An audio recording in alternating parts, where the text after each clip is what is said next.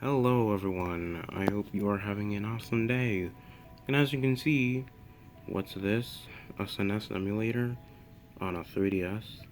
Yes, I have hacked my 3DS with custom firmware, meaning that I can pretty much install emulators, region games out of my region, and just really any game, it doesn't matter the region.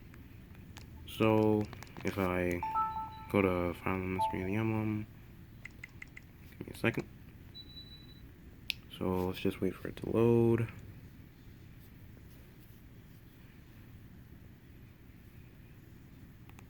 There's a Nintendo thing. There's Mark.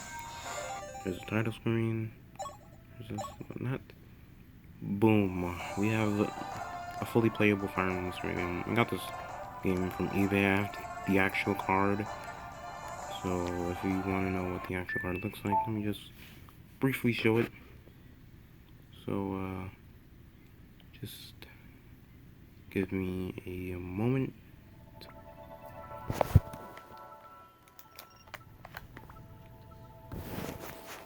Here is what the game card looks like.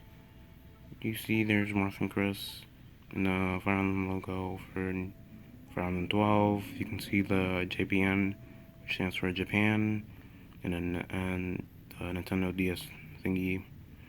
It's pretty much your average DS game card. Nothing special.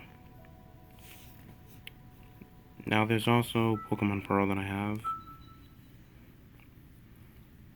And I actually am stuck because my Pokemon are very underleveled, unfortunately. But like, let's just skip. Let's just wait. Okay, yeah. There's India's Bootstrap. You also need that to like boot up the games, I believe. I'm not entirely sure. I'm not a tech-heavy person. I just follow the guides. But yeah, there's Pokemon Pearl. There's Palkia. I'm pretty much almost done with the game, but obviously Cynthia's in my path, and I kind of suck at the game. But I last... Okay, there's this. But I last left off before the fight with Cynthia. Let's show off my Pokemon, shall we? This is my team. As you can see, this is Rapidash, Machoke, Lopunny, not Gaspar, sorry, Haunter, Palkia, and Luxray. And I gave them all nicknames for some reason. I don't know why I gave Lopunny a Makaya name.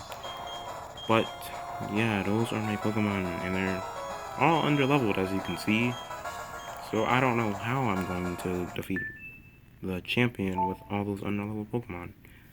It's definitely possible. I've seen some videos where like there's underleveled Pokemon, but like they all have type advantages. And then there's these two. Also, my battery is low, but nobody cares. I think I actually showed this off. I'm not really sure. If I did, then I'll probably just cut it out in the video. Or not, because I suck at editing. But yeah, you can see the ROMs. There's Minish Cap. Legend of Zelda Minish Cap. Best game of all time, by the way. And there's also Sacred Stones, but that's not actually a Sacred Stone. That's just a Fire Emblem hack. So let's just boot that up. And it's loading. Boom. Vision Quest. This works for any hack. You just do your typical hack stuff. Get the NUPS thing. Patch the original ROM. If it's something like FE6, then get the original Japanese ROM to patch for like something like Project Ember or whatever.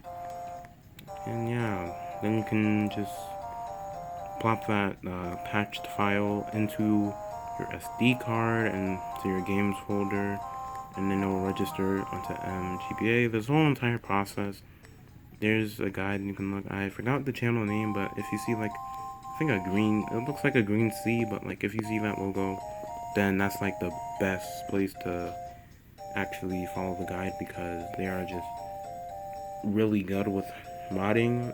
They're absolutely trustworthy. I used their guides and it 100% worked. No clickbait. as for SNES 9X, I followed another person's guide. All you have to do is just type in on YouTube how to play SNES games on your 3DS, and then I think that should be the first video that shows up. Once you follow those steps, then you can get SNES 9X. They say in the guide to install and then uninstall on like this app, the FBI open up. But they say to that so you can have more storage, but it turned out it didn't work for me. So once I popped it back into my SD card, of course, back into my computer, and then repeated the process and didn't uninstall and then delete, it was able to unwrap and show SNES 9X. So let's just enter into this. Again, here are the ROMs. There's Fire Emblem 4, Fire Emblem 5, Fire Emblem 5, but randomized, and Super Mario All-Stars. I got Super Mario All-Stars because I wanted the whole game in one thingy, and the aesthetic is much more better than the SNES games, go figure. But yeah, this is Fire Emblem 4 on the prologue. And I don't know when I'll finish the prologue because Fire Emblem 4 takes me a very long time to complete. Because it's not your typical FE with these giant maps. But yeah, this is just Fire Emblem 4. Your normal, average Fire Emblem 4 besides the language meaning English. This is just your normal base FE 4. Yeah. So that's cool. You can also go to the menu by tapping the bottom screen. So let's just go, and there's also the options, of course, you can set it up. Then you can go to Fire Emblem 36176, you can go to whatever ROM you want. It autosaves. And this is 776, Mario Party. But anyways, this is chapter 2. This doesn't really take me a long time. It's actually my favorite FE in the whole entire franchise. And there's my boy Leaf, with the weirdest, with a good level up. Nothing special, but it's always nice to have strength on Leaf. And this is obviously the most recent Little Manster patch of Fire Emblem 366. And now let's move on to the randomized version, and it's completely different, of course. So let's just skip through the title screen. Same title screen, blah blah blah, nobody cares. And as you can see, things are completely different from how they're supposed to be. There's a bunch of mages and pirates, and the bosses are archer instead of an armor knight. In our cast, there's 2 Pegasus Knights. Ocean is a hunter archer thingy. I don't know which class its name is. Finn is a mage, and Leaf is an archer.